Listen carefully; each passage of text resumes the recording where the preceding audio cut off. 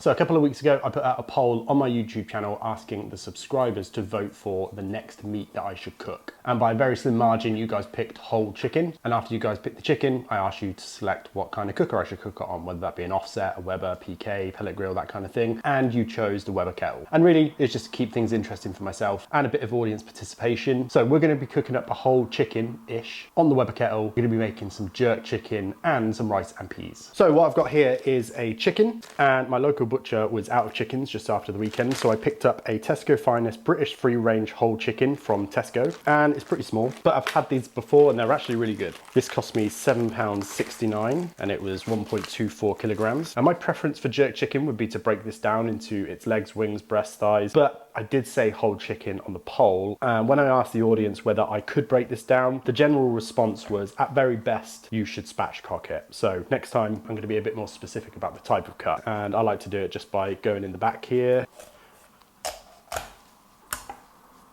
thighs on the outside, and just push down, and you've pretty much got yourself a spatchcock chicken. Going to take these little boots off as well.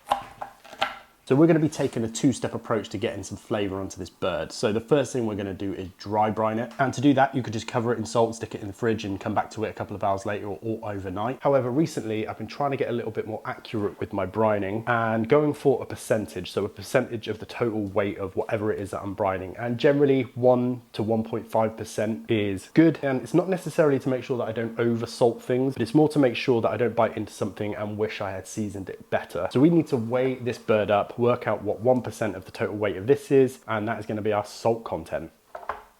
So the weight of the chicken is 1,087 grams. So we're going to need about 11 grams of salt for that 1%. Could go 1.5%, but we're also going to put some salt in the sauce, which is also going to go on this chicken. So I'll stick with 1% for now. I'm going to use my more accurate scales for this. 11 grams of salt. So we could just go on with that and our bird should be nicely salted all the way through. However, whilst we're here, we may as well add some different flavors to this, but we don't need to worry about weights and things like that. We can just kind of eyeball it. So I'm going to go in with some garlic powder, onion powder, and some ground allspice. So this is our brine spice ready to go. So in terms of preparing the chicken for being jerk chicken, it's not actually going to be jerk chicken until we jerk it. I think most people think of jerk chicken as the seasoning or the style of cooking, but the term jerking actually refers to sticking spikes through the meat, creating little holes for the flavor to get into. So this is jerking, not the actual spice. But I think over the years, people just accept that these kind of Jamaican flavors is jerk, and maybe some little gashes in the thighs.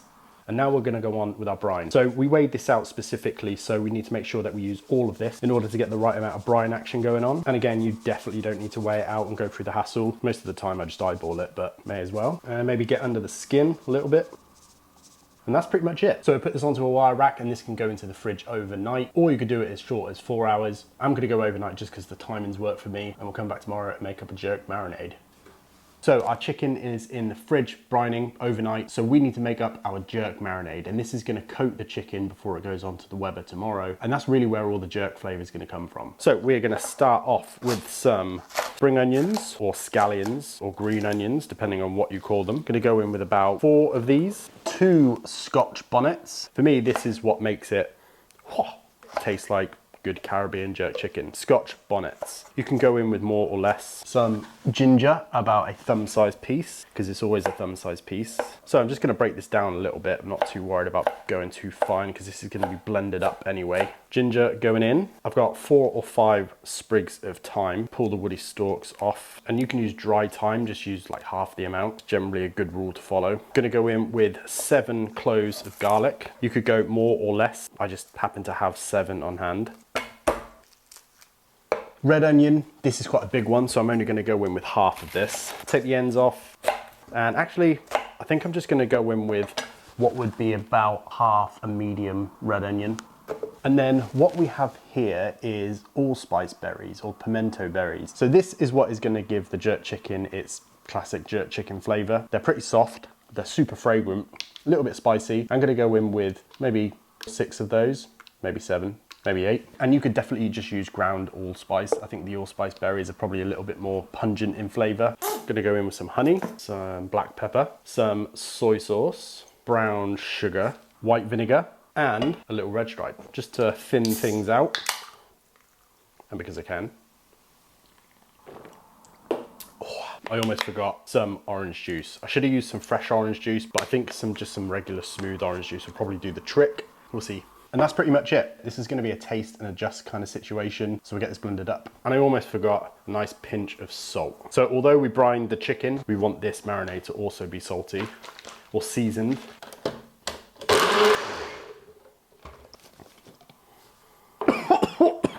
Wow, whoa, got some kick to it already for sure. Definitely got some heat, definitely got some heat. Maybe I should have taken those seeds out, but really fruity, real fragrant. I think it could do with some more allspice. It's not really coming through right now. Yeah, that is smelling a lot more jerk chickeny. Surprise, still very spicy. That is gonna go perfect on some, the fumes. I think that's gonna go perfect on our jerk chicken. I'm gonna put the lid on that and that can go into the fridge for tomorrow. Right, so our chicken has been dry brining in the fridge overnight, mostly to make sure that we get flavor right to the bone, flavor, juiciness. We need to get this chicken into the marinade. Make sure we get everything really well rubbed in, every little crevice, all those little jerk holes that I made. Whether it will do much, I'm not really too sure, but it's part of the process. So I think that is perfectly marinated. I'm gonna put this back into the fridge for about maybe 4 hours and it should be ready to go.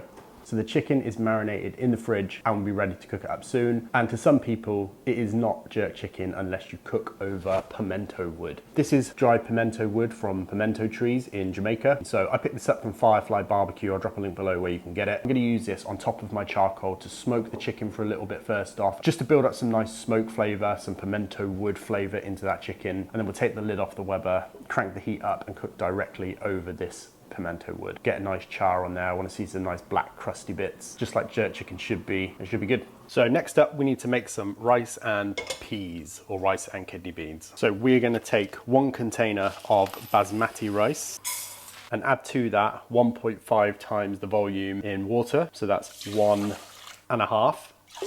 A good pinch of salt, some of those pimento berries or allspice berries, some spring onion, a whole Scotch bonnet, a few sprigs of fresh thyme, 2 crushed but whole garlic cloves, some fresh cracked black pepper, 1 whole can or 400 grams, including the water, of kidney beans. Make sure to get all that colourful liquid out at the bottom. That is what is going to give this rice a nice reddish hue, all this stuff.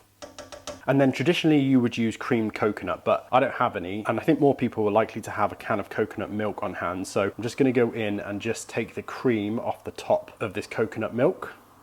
If you leave it for a couple of hours or so, all of that cream should float to the top and you can put it in the fridge to speed things up. And you'll be left with just the coconut water in the bottom. Mix round, break up that coconut milk. And then we are gonna move this to my medium burner.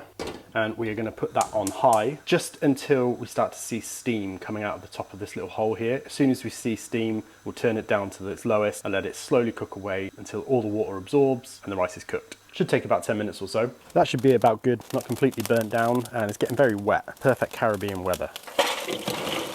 Got our pimento wood under the bottom there. That's going to create that smoke that we want. And that is looking nice and smoky. We are going to go on with our spatchcocked jerked chicken, and I'm not too concerned about the temperature right now. The only thing I'm interested in is getting some good colour, good smoke flavour, and that's pretty much it. That pimento wood is smelling delicious. Got our vents fully open at the bottom. We're going to go indirect heat for a little while over the top of the chicken and just let that pimento wood cook. So we're only 5 minutes in, but I really want to show you the amount of smoke that I'm going for on this cook. That pimento wood, that's what we want, nice smoky environment. So it has been about 10 minutes. I'm just gonna peek through to the bottom of the rice. So there's no water at the very bottom that I can see, so it looks like it's all cooked through and absorbed. And just give the rice a taste to make sure that it is nice and soft, which it is, well cooked through. Turning the heat off entirely now. It is cooked, but it does need to steam and get a little bit more fluffy. So I'm gonna leave the lid on and not touch it for a minimum of 10 minutes. But realistically, this chicken's probably not gonna be done for another 30 minutes. So we'll let this hang out and get back to our chicken. Right, so we have had about half an hour of indirect smoke on this chicken. I did give it a turn, but now I really wanna get some really good color on this chicken. So I don't wanna cook it too far indirect. So I'm gonna move these coals over, make sure that pimento wood is still cooking. Maybe throw another bit on. And honestly, that pimento wood really does make it smell legit. We're gonna go over some direct coals now. We'll get that shut up pretty quickly and just keep a real close eye on it. We don't want anything to burn too much, but we want a nice amount of charring on there. Bring that up to about 155 internal temperature in the breast and hopefully a little bit higher in the thigh. So 10 minutes or so on the bone side of this spatchcock chicken. So we're gonna flip it over and see how we're getting on. Oh yeah, that is looking really good.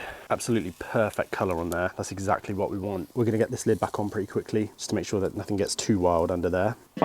So about an hour after I put this on, I think we're looking good. We've got some real nice color, real nice char on there. We've got our breasts are temping at 160, 161, which is fine. We've got our thighs temping at around 180, 200 in places. Let's bring this inside and cut it up. So this looks absolutely insane. It smells so, so good. So this is just gonna rest here for a little bit while I get my rice ready. And I just went through and just took out all of the Scotch bonnet, the thyme, the garlic.